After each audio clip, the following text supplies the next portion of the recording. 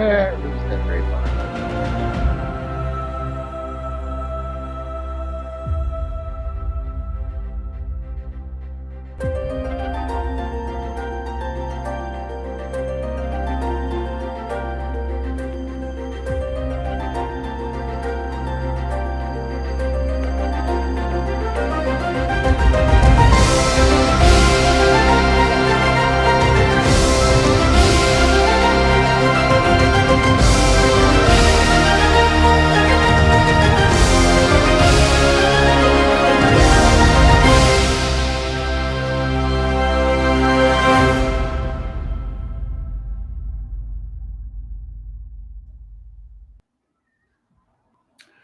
It's 4 o'clock and it's Friday. Hi, Tony.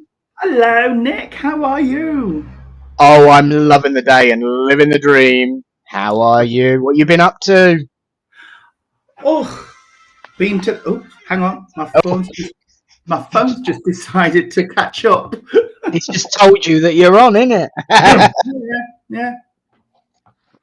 Oh dear, Uh, it's been a week. It's been a week. We had a busy Monday, Tuesday. Went to the caravan on Wednesday and just yeah, chilled. It was wonderful. absolutely, How absolutely. about your week? I know you were busy Well, Sunday. yes, yes, because you had just as long a drive to the caravan after sort of like 8 o'clock on Sunday as we did back. Because I was visiting the church up in. And I'm gonna get this name right. No, I'm not. It's up near Rotherham. I'm terrible with names. Faircroft. Thurcroft. Thank you. I was going to say something else, so I thought, no, don't get it wrong, just don't say it. Thurcroft. Faircroft. Um, which was wonderful, and thank you all for your welcome. And Jean, what a wonderful chair, what a wonderful host. It was such a lovely evening. So thank you all for the kind welcome up there into North. Up in North. It Up in was North. wonderful. It was wonderful. Yeah, yeah. Cool. And it's lovely to see everybody starting to comment and chat. Yes, absolutely. So, hello, of course. Now, there's someone else who I haven't seen in a long time, apart from like 3 hours ago. Hello to Cherry Ann. Good to see you, darling. All the way there in France. En français. Mademoiselle, parlez-vous? Oh, Mary. And Kai Barnes, hello to you, matey. Hello, sweetie. How you doing? Good to see you. Good to see you. And the snowflake herself.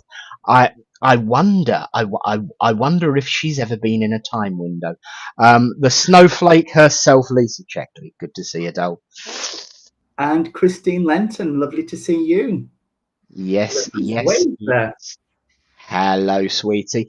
Good to see you. And of course, as you come on, say hello. Don't be shy because it's your show. So lead the conversation. I think Mum's probably gone to the loo because she looks like she's not on yet. Should be running late. But I think there's a bit of a delay with YouTube today. Um, and Mm, Facebook as well, actually, because it did seem to take its time coming on. Um, yeah. but welcome nonetheless, my friends. It's good to see you all. And yes, so remember that it is your show, so share, let the world know. There you go. Um,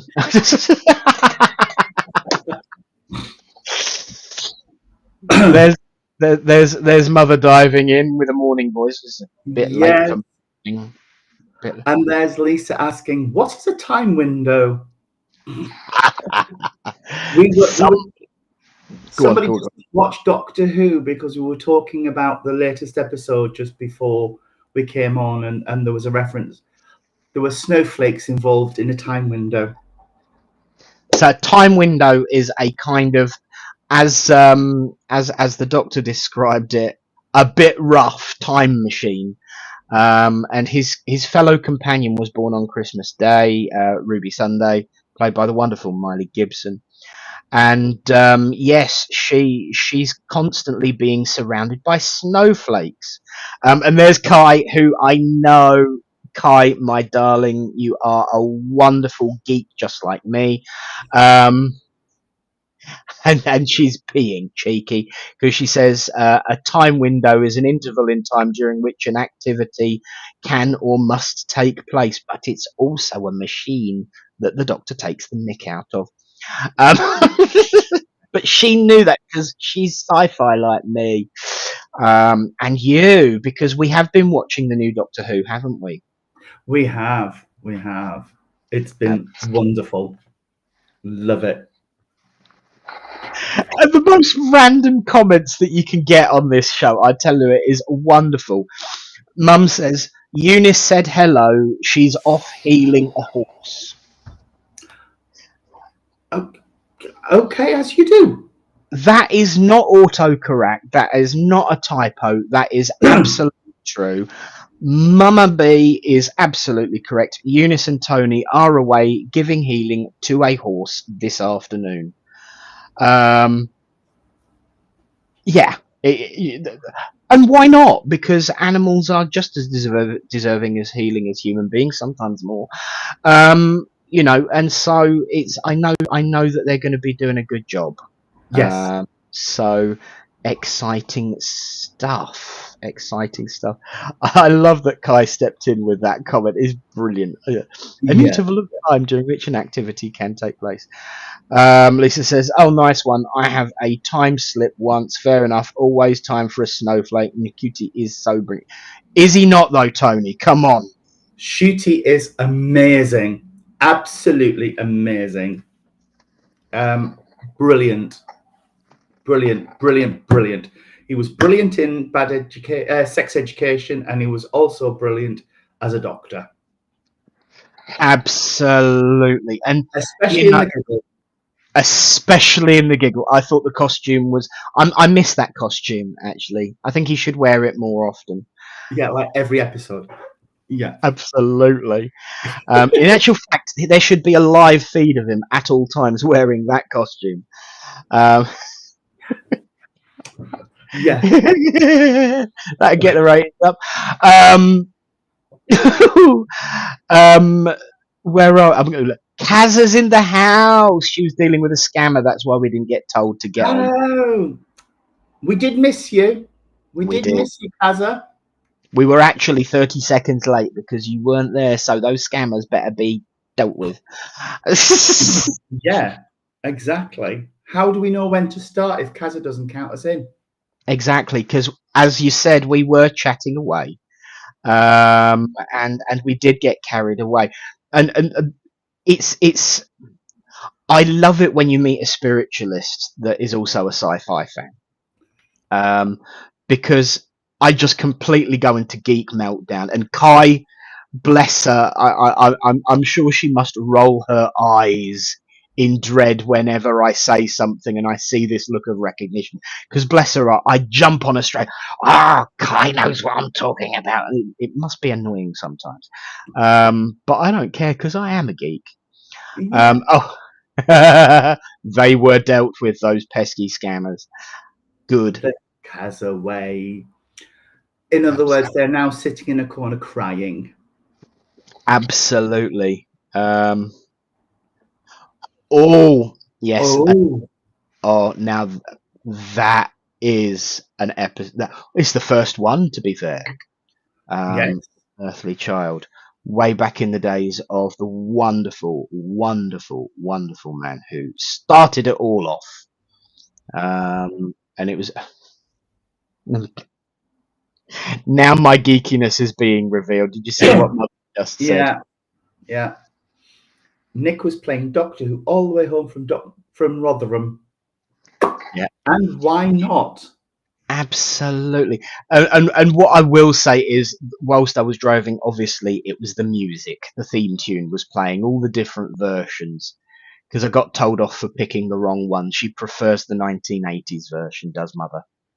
Oh, see, I lean towards Matt Smith's with the choral sound. Yes, I love that. I'll be honest with you though, my favourite at the moment, because of the depth and the booming and the banging and the whatchamacallits, I actually like the 13th Doctor, Jodie Whittaker's theme tune. Oh yes, yeah, It's that was got a very. real to them. But there we are. There we are. Back to spirit. Back to spirit. But of course, please be reminded, everyone who I do talk to, I will not be available between midnight and 1 tonight because I will be watching on BBC iPlayer because I don't want to see any spoilers. Um, Hello there, Reverend Ashley. Good to see you. Oh Hello. How in the solstice are you both? Bravo. yeah, yeah. How in the solstice, and how in the solstice are you, Reverend Ashley? And the Friday crew, I like that. Yeah, yeah, I like that. The yeah. Friday I crew. like it. And Mama Brown made a video of. Of me driving to the theme tune of Doctor Who. Oh, yeah. We were going down the motorway and all the lights were down, and she said, "Oh, well, that music playing and the lights flying past. Oh, how wonderful!" So she videoed it. Yeah. Okay, we need that posting on Facebook.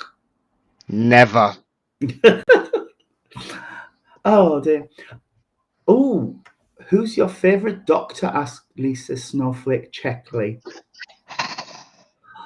Oh, there's a can of worms. I don't know if we're ready to pull those threads today. Mm, mm. Ashley's Sylvester is the one that I remember growing up. Sylvester was the one that I remember the most. I did have a bit of a thing for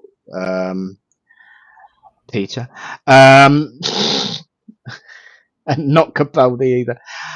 Peter Davidson, who is now actually the Doctor and the Doctor's grandfather, and also the Doctor's father-in-law. Yes.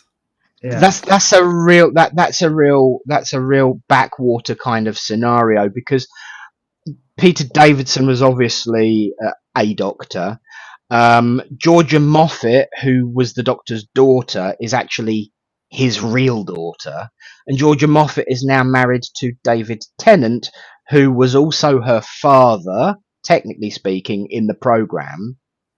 So it's Yeah. kind of like it makes you feel like he should be sitting at the front of the TARDIS with a banjo.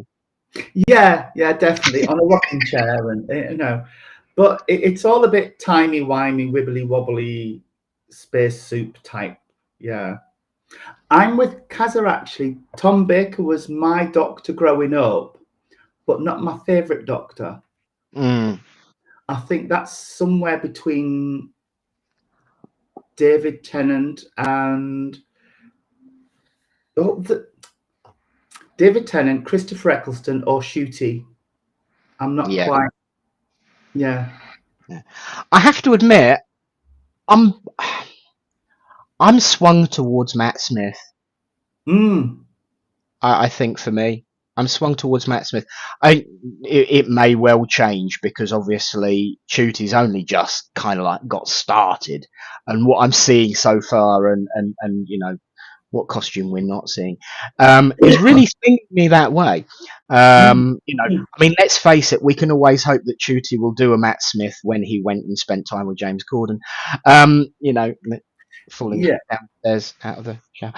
But there we go. But yes, so we've got Patrick Troughton there from Kai. Um, but yeah, I appreciate all of them actually because they bring their own sparkle. They do. They do.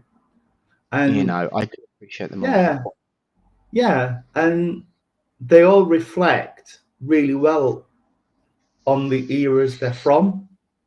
Yes, absolutely.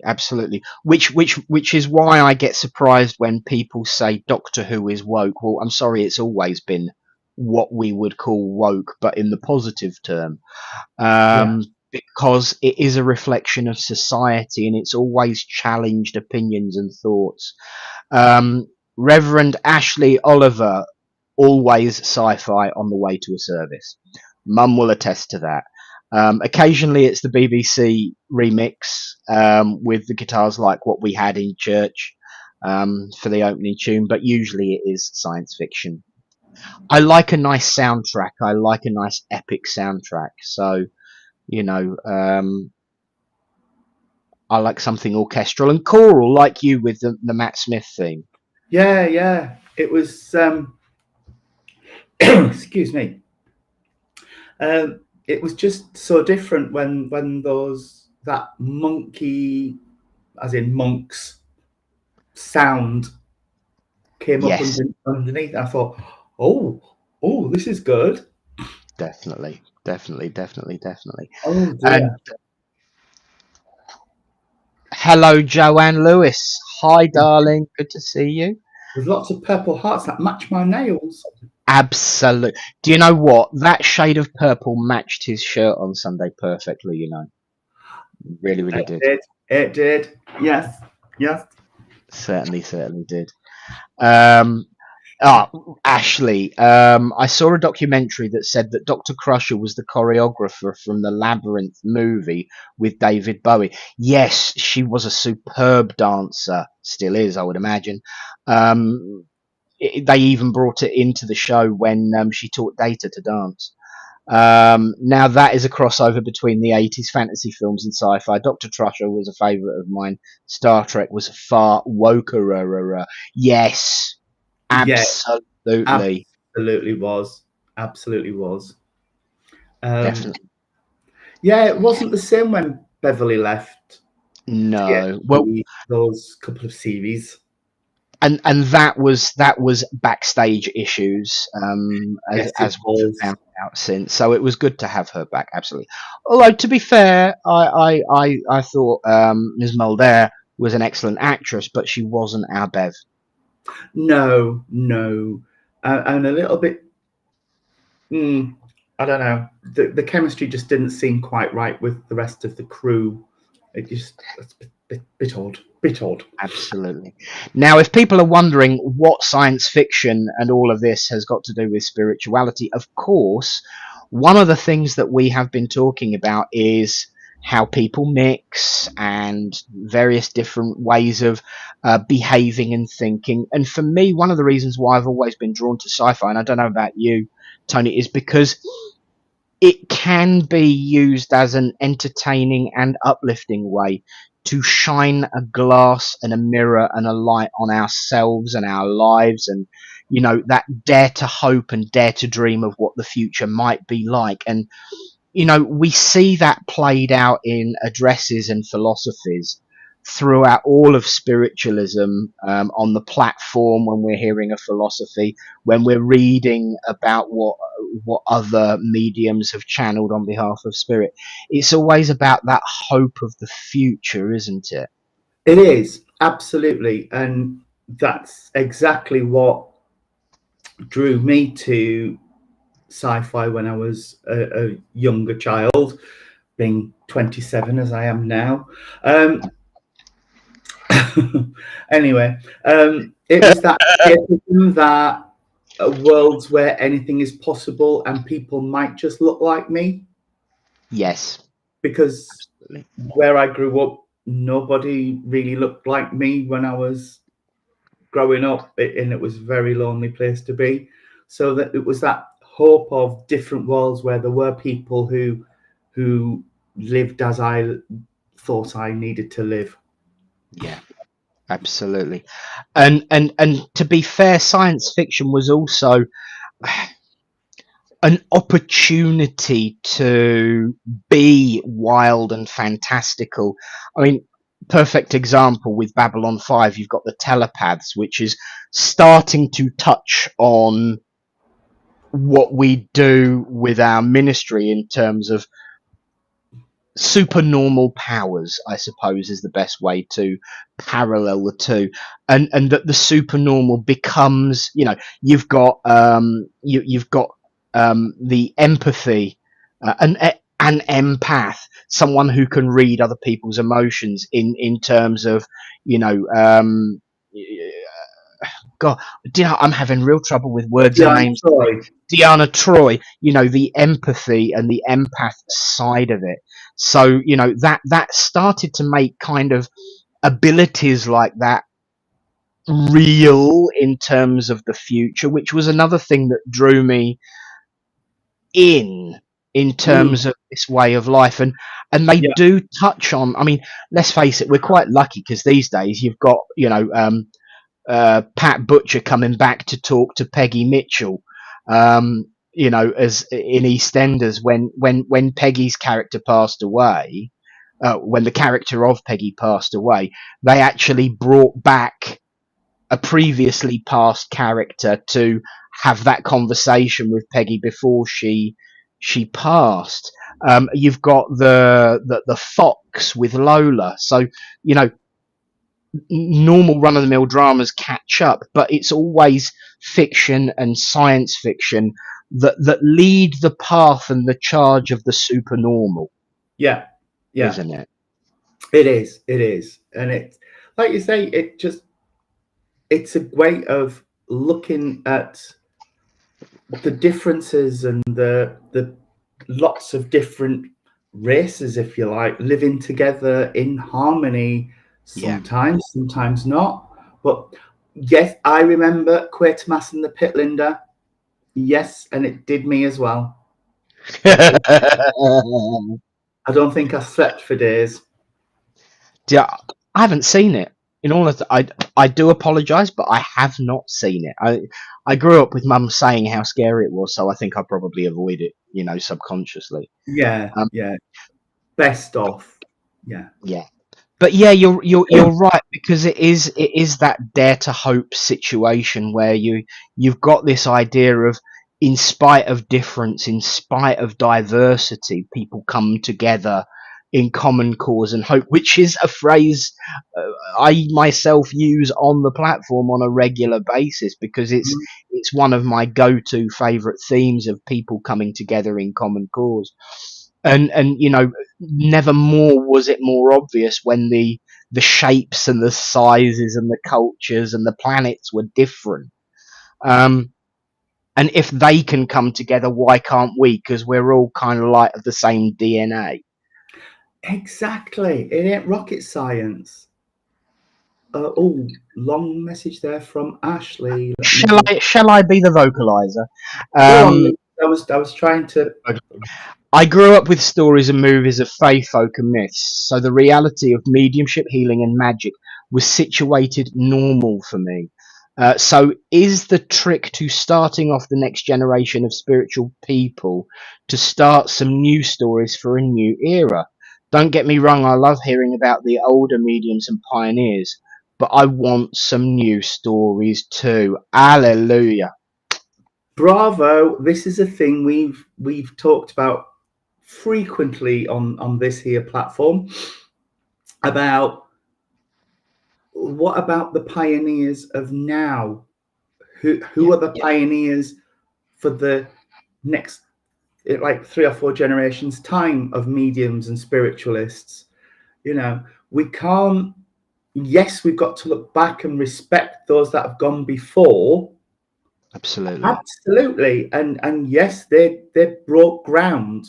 Absolutely, they broke ground. But we've got to keep breaking that ground. And yes, sometimes we'll find nothing, but yes, now and again we might just strike gold. Yeah, yeah, and this is that. Yeah, you're absolutely right. It is something that we have mentioned once or twice before, and you're right that we should show respect and appreciation and never forget the pioneers. But we've also got to remember that the pioneers were the pioneers because they did things their own way and didn't get blocked in and boxed in by the past and said something. To be a pioneer is to break new ground. To be a pioneer is to go into a brave and unknown frontier.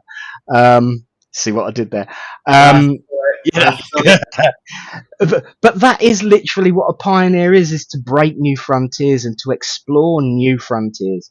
And so we have to live by their example, not live in their shadow. Because if Yeah, we do that, we will go. everywhere, and all of that work will have been for nothing.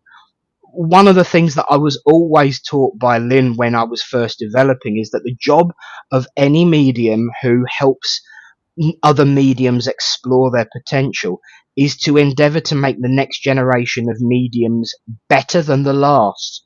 That includes us ourselves, to rise up and make bolder, and to have new stories and new legends and new tales to tell, to give newer, more current examples on how to be and Mm. what to be is abso-fragging-lutely, damn it, as Delenn once said. It really, really is, because if you work from the same cloth, you're either going to run out of material or just make the same clothes. Exactly. Exactly. And I do like that last comment from Ashley about not try to recreate the heyday. We're on the edges of a new dawn. Yes, Absolutely. completely agree. Absolutely.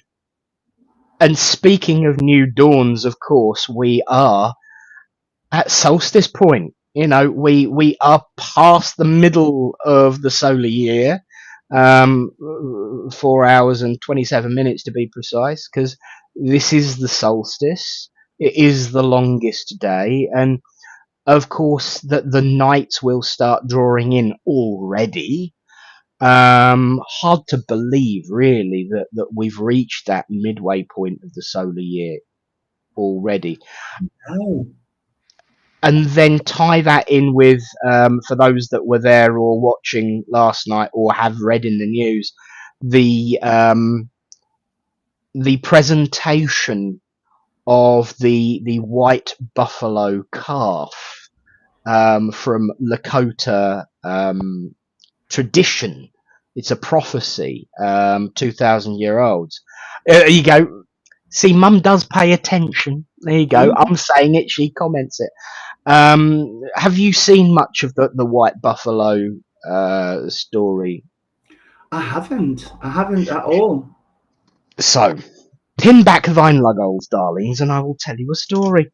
Um, 2,000 years ago, in the area of America that was the Lakota tribe, so we're talking South Dakota, North Dakota, that kind of area, there was a lot of famine and difficulty and disagreement and starvation, and things were not going well. And then one day, this woman rocks up and she gives a pipe, a smoking pipe, to one of the elders, and it was a white pipe emblazoned with a buffalo and a few other items, and they were given to the elder of the tribe, and she taught the elder how to make use of them and how to use these rituals and ceremonies to improve their situation. And she said things are going to get better now, and she said that one day I will return in a time of great need, and I will come as a symbol of hope, but also a warning that you must do better. Oh. And as she said that, she rolled 4 times across the ground and turned into a white buffalo calf and sped off into the distance. That event, that story, and I use the term story loosely, that tale to be told was handed down through each leader and elder of the Lakota, and the items were passed down too. So this pipe is still in possession of the elder of the Lakota, along with those items, and was passed down generation to generation to generation. And on the 7th of June was born a white buffalo with black nose and black eyes. It's important to state that, because if it's an albino buffalo, it doesn't count. It has to be a white one with a black nose, black eyes, and black hoofs. And so that tradition has been handed down. and literally the elder of the Lakota went to speak to the white buffalo with pipe and everything in hand, and it gave him its name, just like we do with spirit names. It gave him its name. He hasn't shared it, he's kept it secret, but it is a reminder that, in the words of a certain medium, I've got to tell you, I didn't ask permission, but I'm sure she won't mind. I was doing some trance development with a certain recently ordained minister today, and I actually asked about this. And the words that were used to describe it, in actual fact, I've got to say what it was said word for word, because it needs to be done justice. But there was a phrase that was used. That's it. It is a sign to say that we have not forgotten our promise, Oh, which was absolutely beautiful. So well done, guides, and of course the channel of that cherry. But it's a symbol that spirit had not forgotten their promise, even 2,000 years on. And wow. and again, it was mentioned in that trance that it isn't a story, and that's why I had to check myself and say I use the term story loosely, because it's been handed down person to person, word for word, over the generations, in a tradition where all of their rituals and all of their history is handed down person to person. And, you know, having those items there as validation of that is something Mm, truly special. And so, yes, the white buffalo woman is a symbol of hope, that spirit have not forgotten. In times of need they are there, but also as a warning that we need to get off our jacksies and do something about it. yeah, yeah, exactly, exactly. I do love these stories and things that come down through generations. Mm. They're really powerful, really powerful. They certainly are. They certainly are. And she's ditched the shyness, bless her. And there she is, saying hello to Ashley and Linda. And you know, I will say that one of our congregation, and unfortunately they're off healing a horse today, so they can't be commenting.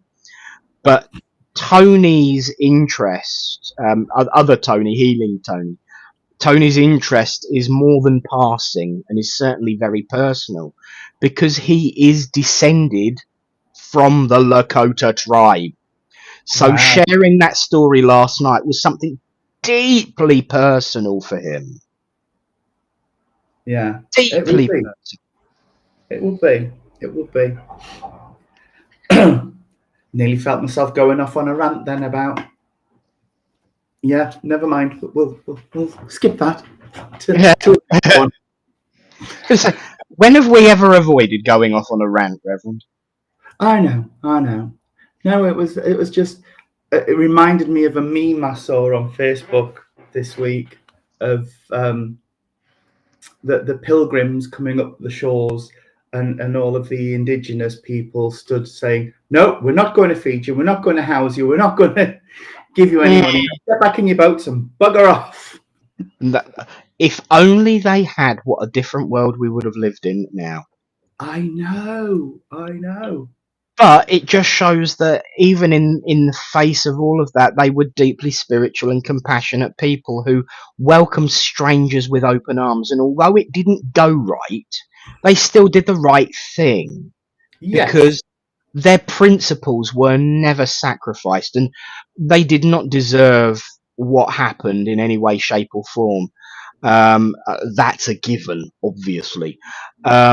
But to show that they maintain their tradition, their spirituality, and that their culture is still so hugely spoken of with reverence, is an absolute indicator of how powerful that tradition Absolutely is.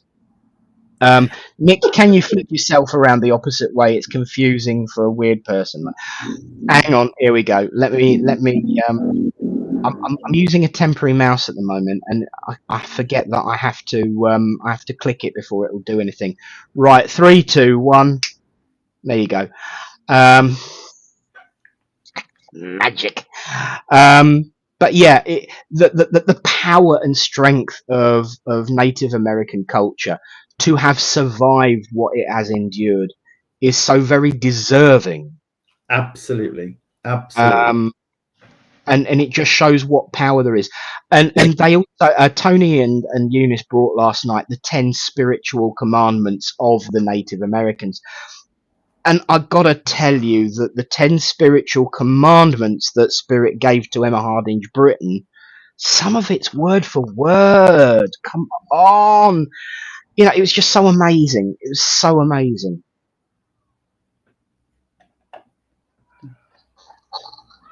Wow. I bet Oh, that was an experience and a half. yes. Being So invited. Lisa's comment, I was lucky enough to be invited to her on Indian powwow and some workshops following that. They were, I bet, and I'm very much aware that that Reverend Allen would be definitely reveling in this conversation because he currently is right behind me. Um, and Kai says it speaks volumes that so many guides show themselves as Native Americans. That phraseology is deeply important because you're absolutely right, Kai. And all I've got to do is say silver birch, Yeah. not Native American at all, but use that image as a way of being accepted and understood in its purpose. Absolutely agree with you, Kai. Totally agree. Yeah. What's your take on Native American tradition and culture, Tony? Is it something that you've taken any interest in, dabbled in, or just passed through like most of us? Just pass through like most people do, but I always find it fascinating that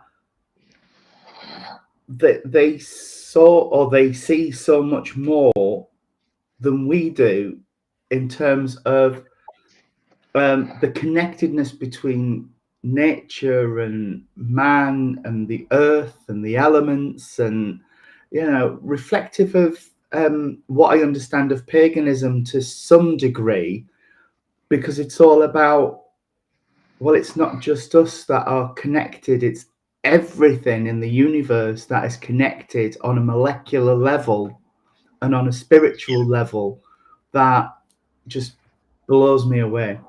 Blows me Yeah, away.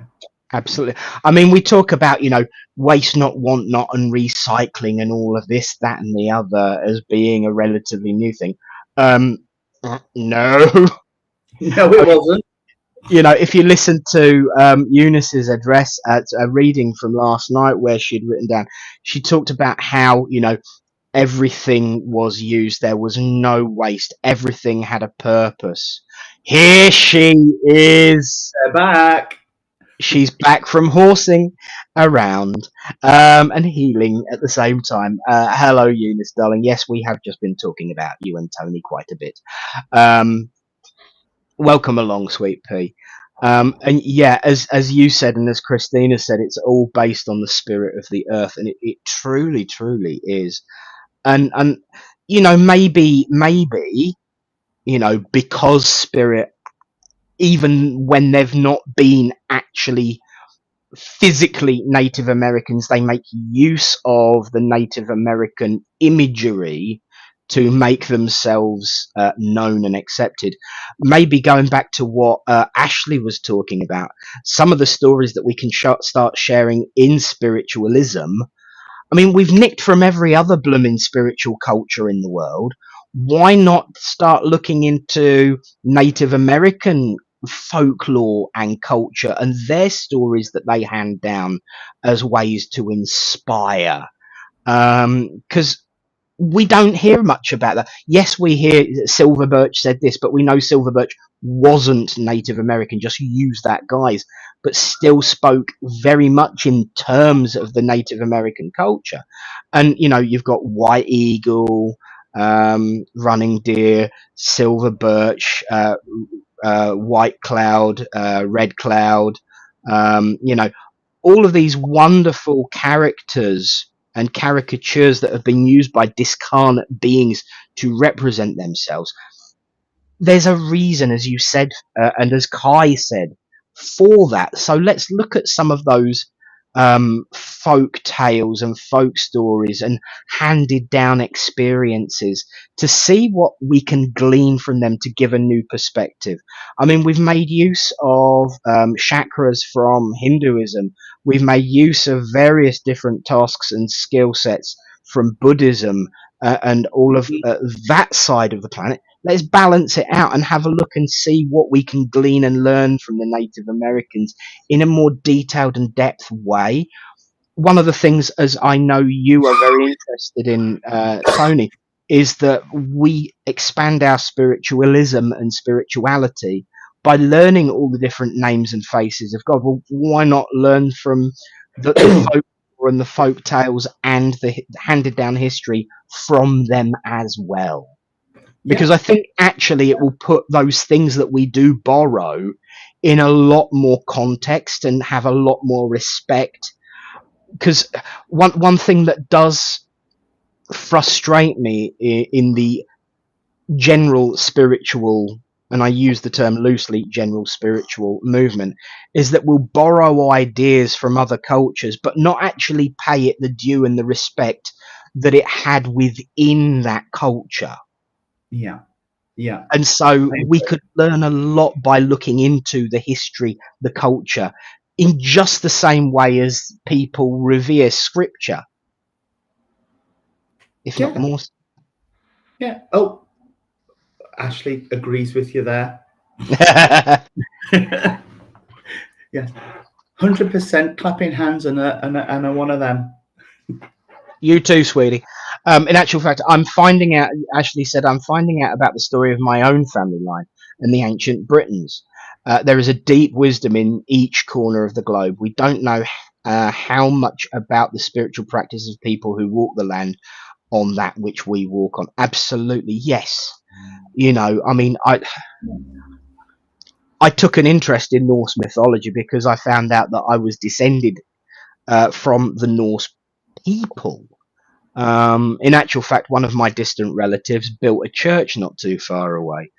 Um, you know, which was quite an interesting turn of events, especially considering what I do now. But yeah, we can trace it back to the incoming Norse settlers um, and their raiding parties. So I wasn't always a bishop, and I wasn't always, you know, on the good side. But I tried to put that right. But Yeah. what your history and how far do you go back, and what do you know about your history? We are descended on my dad's side from um, Jewish community, and also way back, the Celts. The Celt or the Oh, Celts? hi. And one of my descendants was deported for stealing a goat. Was starving and stole a goat and cooked it. And when they came knocking to remove him, he's like, "Oh, but Jesus, it's the devil." Fantastic, fantastic. This is the thing why I and you know, I've got to say it. This is why I absolutely have a huge respect for Native American culture, because they can trace the handing down of stories 2,000 years back with very little effort. Yeah, I've got back as far as around about 1066, and that's with a lot of effort. yeah, yeah, we I don't know how far back we've gone, but it's not that far. Yeah. So yeah, it's incredible, and when you think going back to I know I went from Scottish to Irish there. It was a slip. When we look at the D-Day commemorations, and I'm only going to talk about the celebrations and things and the Yes. commemorations, nothing else. Yes. We the next anniversary, there won't be any surviving people from the D-Day landings. No. So where's that history going to come from? You know, how are we going to keep it alive? Absolutely. And you know what? You that's something personal to me, because I'm sure I've mentioned once or twice. Uncle Tom was actually my mum's Uncle Tom, not my Uncle Tom, but mum's Uncle Tom, but we still called him Uncle Tom, even though his name was actually Walter, not Tom. Another story for another day. He was actually stationed in the White Cliffs working for Bertram Ramsay. Wow. Um, Yeah. and this is where my frustration with history goes, even more so, because Tom's kept a diary of his journey, and after leaving the cliffs, he got on board the HMS Reaper, left Norfolk and went to Cherbourg, to New York, then through the canal between the North and South Americas, and went off to Australia, Singapore, and all around that area. When they were due to come back, the captain said, "Well, we're supposed to go back over the Atlantic, but we've come this far. Why not carry on?" So they actually carried on, went round Cape Horn, and came back to the UK from that direction. But all the official records say it went back over the Atlantic. Oh wow. Half a journey is missing from history because it was officially recorded rather than written down. And it's only because I've got this little now 70, 80-year-old notebook with pencil scribbles in that I can actually say, no, that official record is wrong, because this is all the stuff that they did. Yeah, yeah. And just to pick up, Ashley says, "So sad, Tony. We sacrificed story and community for the Industrial Revolution and so-called progress." Yeah. Yeah. Yeah. I mean, I'm all for progress. Absolutely. But not at the expense of the past. Because of the past. Yes. And yes. that comes back quite nicely to the pioneers. We should progress not at the expense of the pioneers, but because of them. Yes. To honour them is to carry on their work. I mean, let's be honest. They would have, I suppose, in the time, been called a bit radical. Absolutely. A bit rebellious. Yeah, and they had much more things to be concerned about than getting banned from a church or booted off a committee or having their membership revoked. It was prosecutable by law, under the Witchcraft Act. Up until 1951, it was still the Witchcraft Act that we were governed under. Yeah, exactly. It seems weird that it's less than 100 years since the Witchcraft Act was abolished. Yeah. Very strange, isn't it, to think it's that recent? Yeah. I mean, you asked a question before we came on. I think it was before you came on. It might have been while we were on. I can't remember now. Told you my head's all over the place today. I'm thinking of Chuty Catwa in his boxers. Distraction. You were saying, I wonder what the likes of Helen Duncan actually. No, it wasn't you at all. It was Cherry from Earth. I do apologise. Oh, told you it's one of them days. When Cherry and I were talking earlier, she asked me the question. I wonder what the likes of Helen Duncan thought whilst they were developing. And my honest answer had to be the same as us. We need to move forward. We need to grow. We need to evolve. But God, isn't this an adventure? Yeah, You know? absolutely. Absolutely. I mean, gosh, 10, 11 years ago when I was developing with Gene, if you'd said, oh, you'll be doing a regular Friday night slot on the internet, chatting all sorts of philosophy, I'd have said, get out. Yeah, But yeah, you've got to grab it.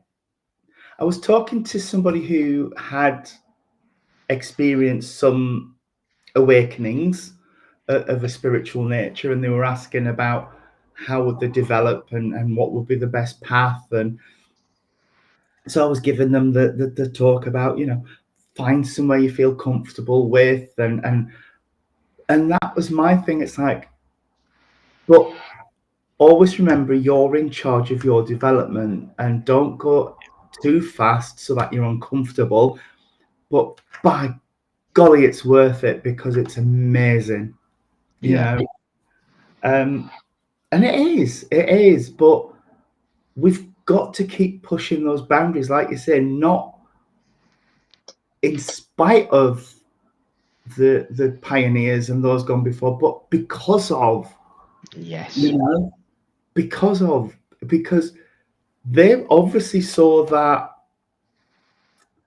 there was more to do. There were different ways of approaching things. There were different ways of looking at things and exploring things. And that's what we've got to do. We've got to find those new ways of growing and developing and working with spirit and working through spirit and have spirit work through us.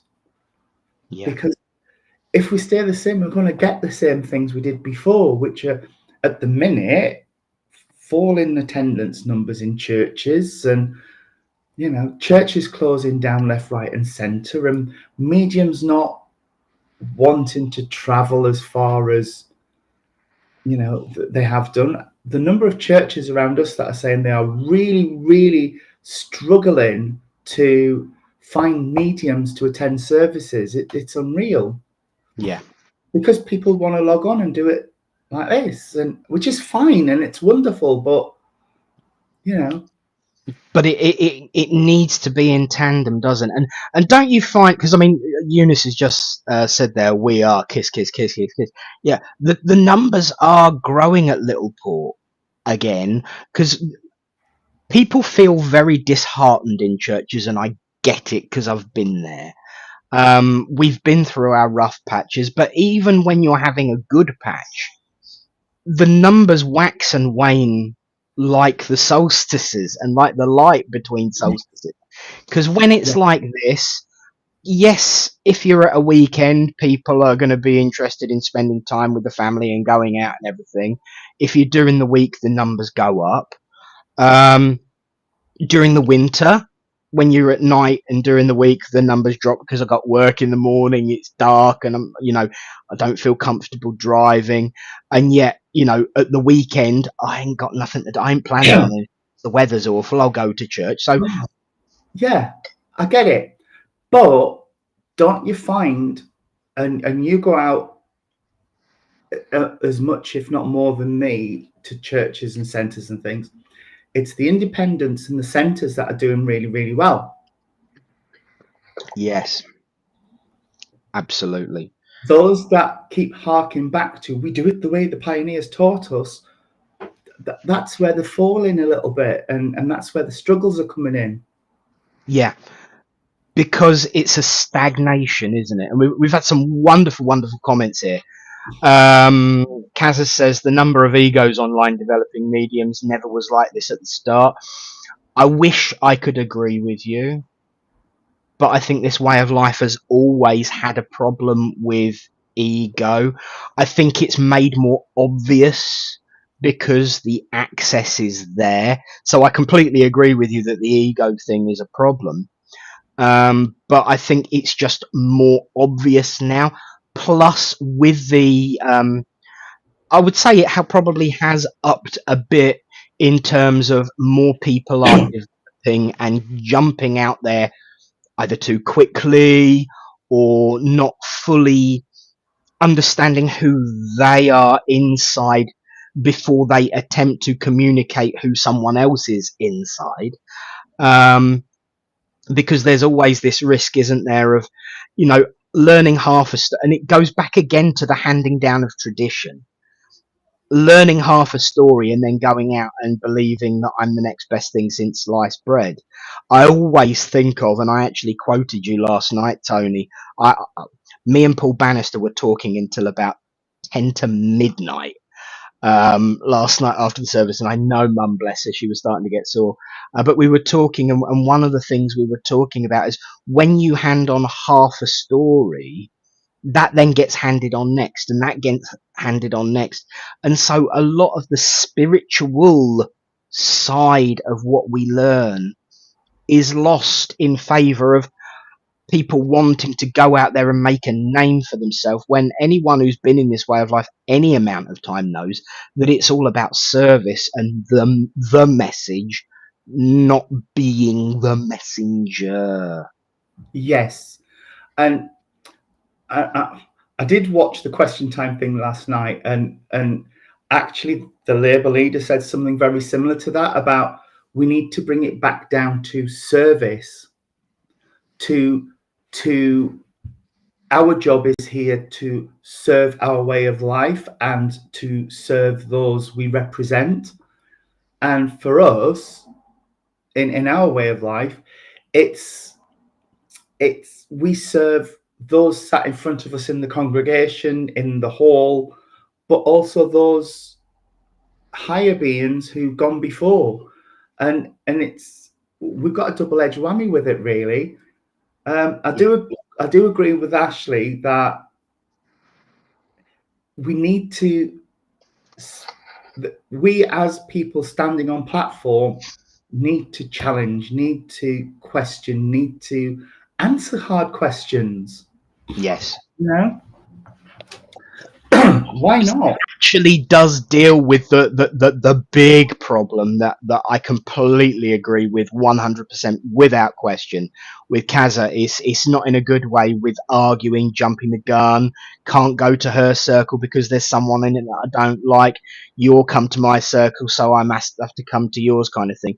It's not spiritual at all, and that is exactly the problem, because when it comes to only learning about the practical side of mediumship and not learning about the spiritual side, about the compassion and the kindness and understanding your inner self and understanding how to communicate with people, when all of that's lost, it does become a melting pot of angst, anger, and look at me.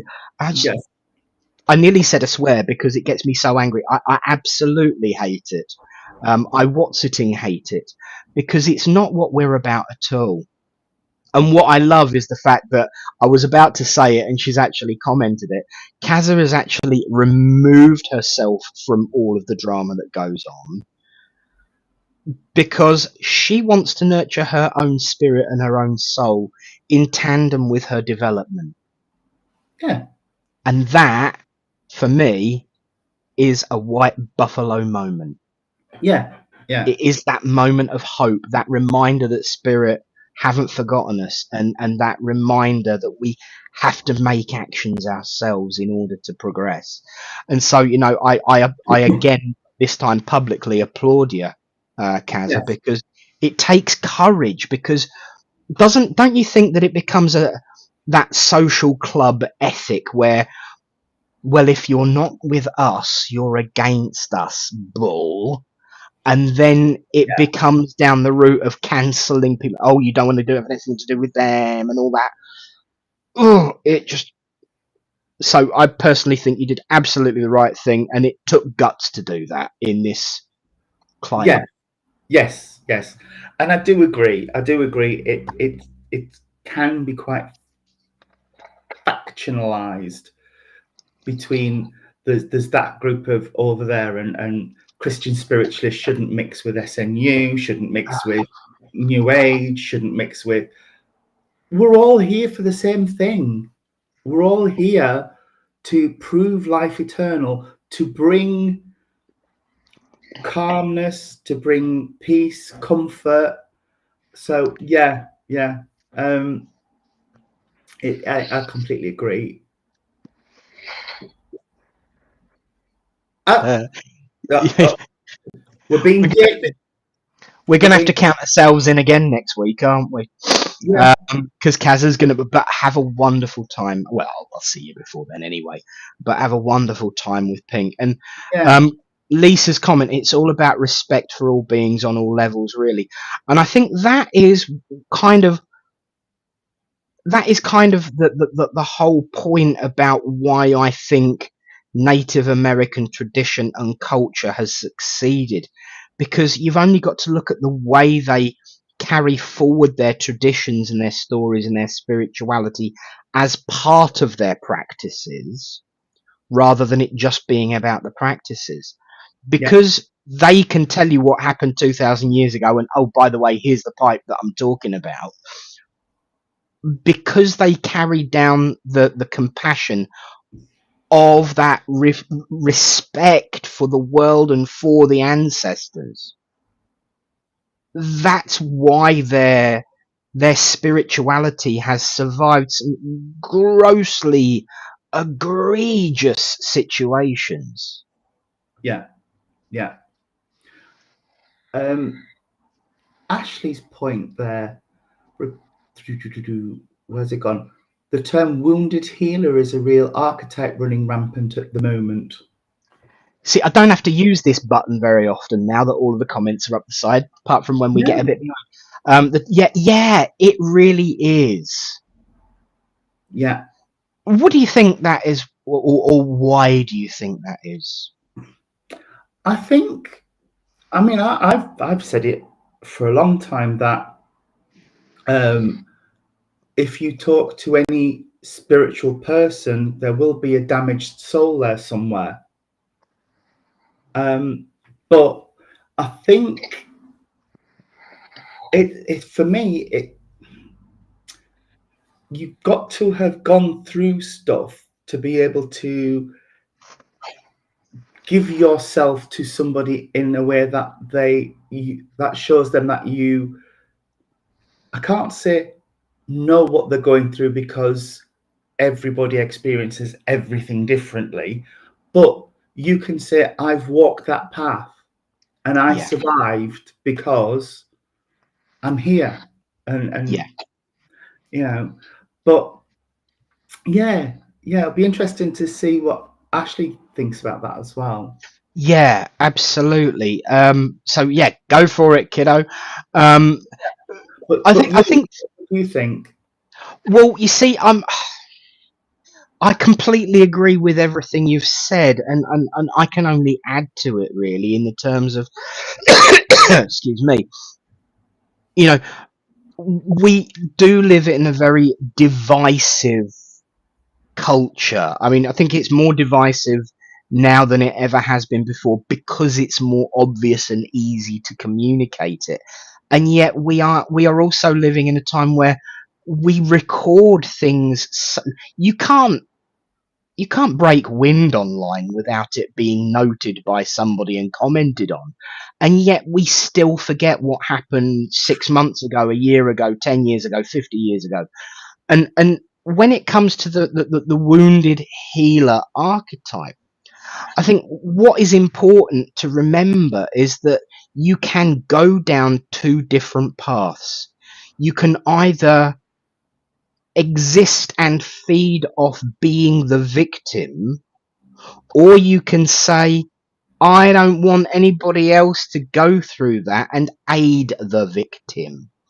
And you can only do that if you live by that old credos and that very old fashioned saying, which I absolutely love: heal thyself, physician.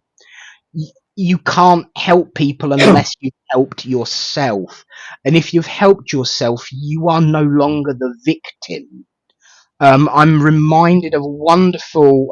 I'm slipping away from science fiction. I'm going into just plain old fiction.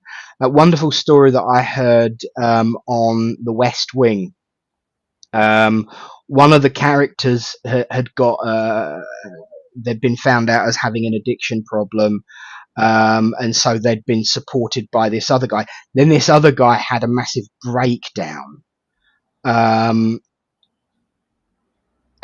he paid him back by offering to help him, because there was this story that the guy said to him. He says, there was this guy standing in a hole, and he looked up at the edge. He couldn't see a way out, and he saw a doctor walking past, and he said, "Hey, doc, help me out here. I'm stuck in a hole." And the doctor threw a prescription down and said, "See you later."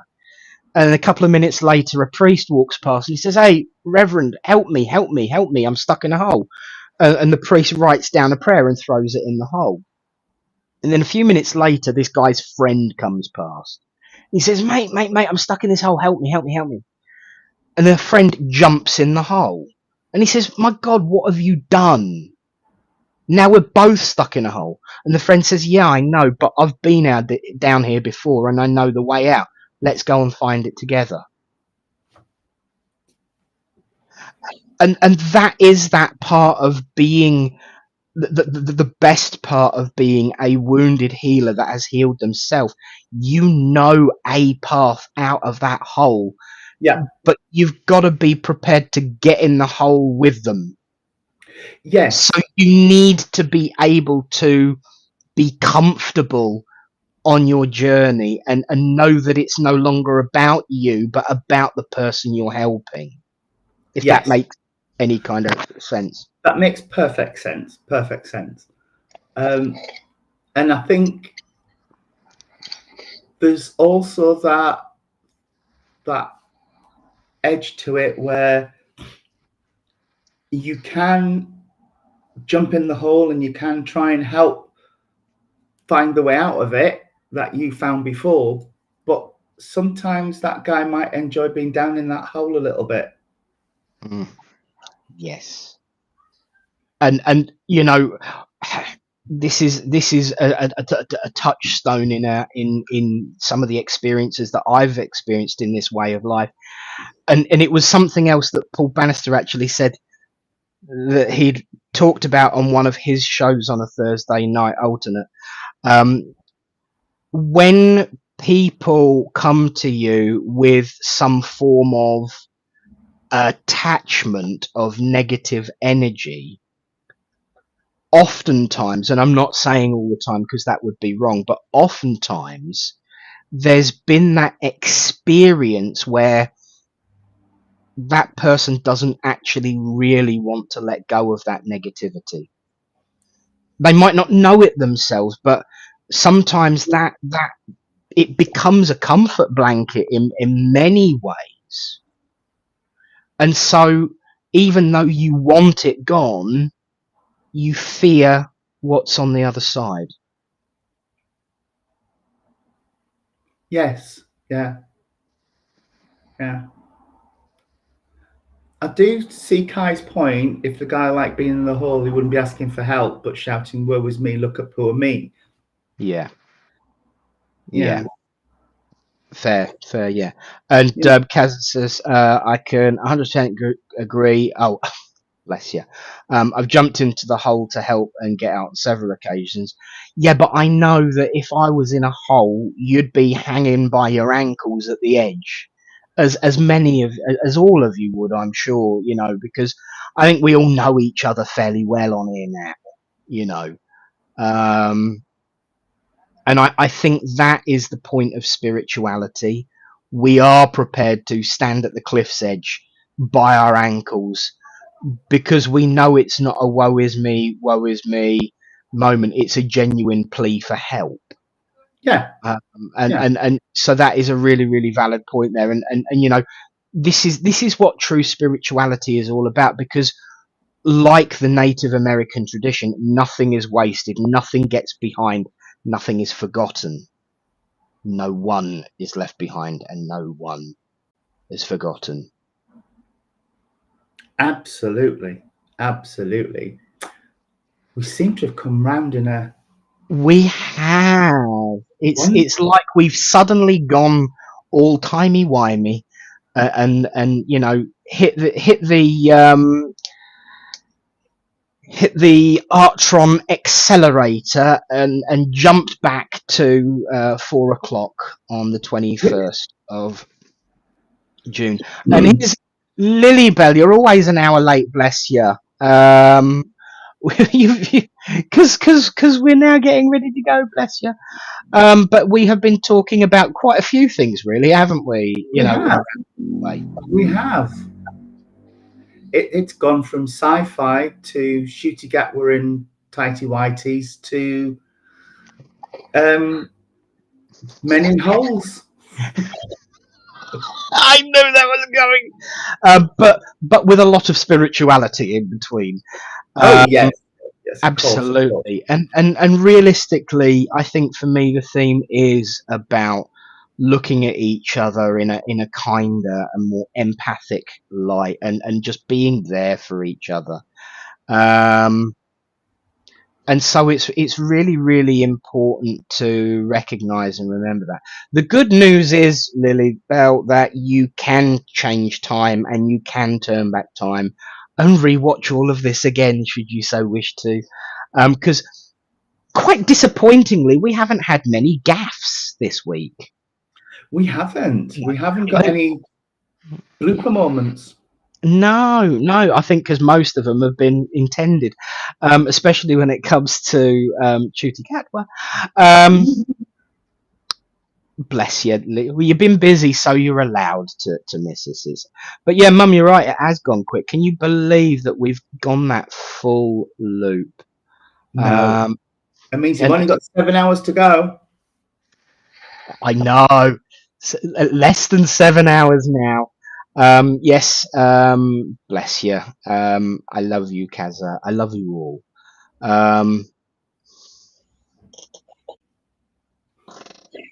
Yeah, there was that one. I thought we'd skated over that one quite nice. Well spotted.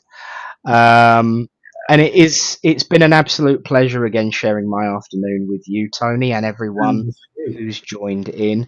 We are, as Tony has said, we're going to go off and prepare because I've got a very important date with a rather handsome Time Lord at midnight. And he's in need of a bit of upliftment because he's just had an ex from the past show up. Yeah. You know, it's a swine when that happens, isn't it? Really, really is.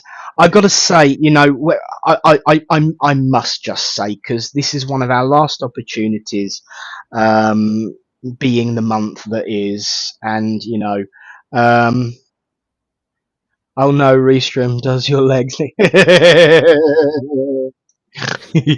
Oh yes. Yeah, I mean, we've spoken about being more open and being more empathic and sympathetic and kind and compassionate, and we've spoken about the world being very, very divisive. You know, you can find a lot of joy and upliftment in social media if you look in the right places, but it is very easy to fall down a very dark hole.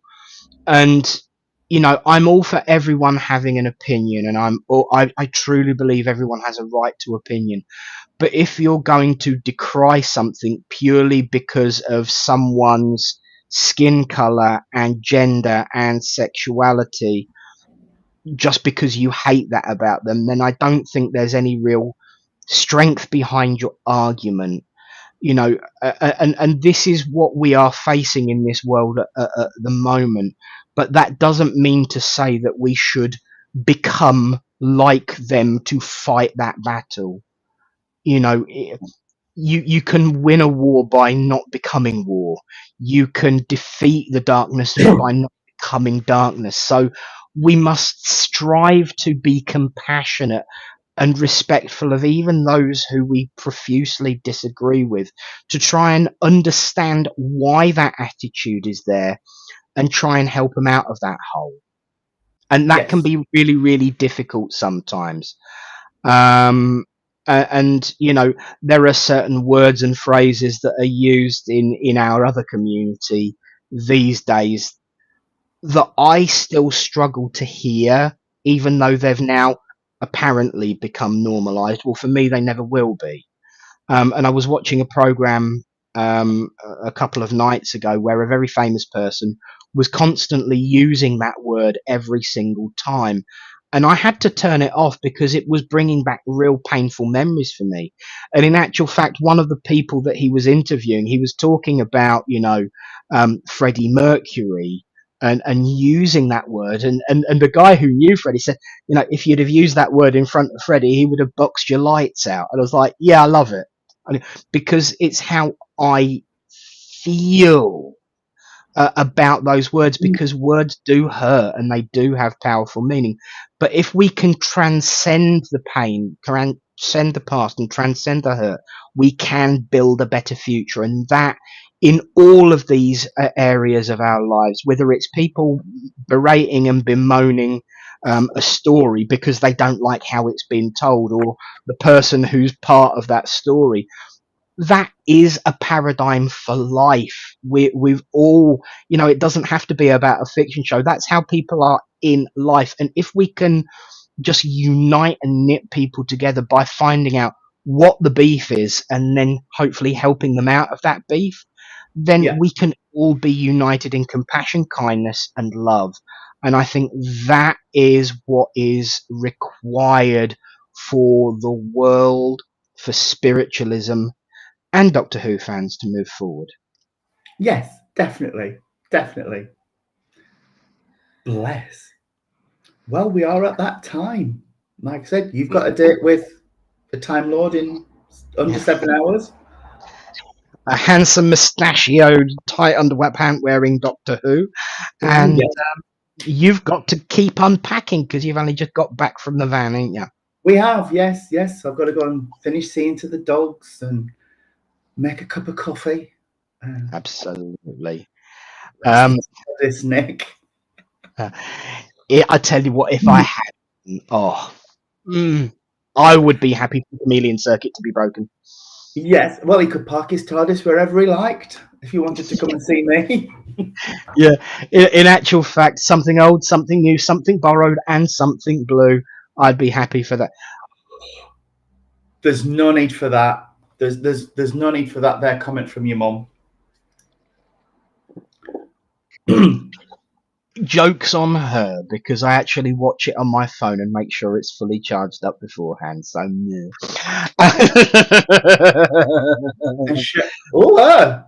want to go to Sherry Ann's place. Yes, she's off to watch the French football team because that's her adopted nation. Especially, well, let's hope your adopted nation does better than your historic one. Angela.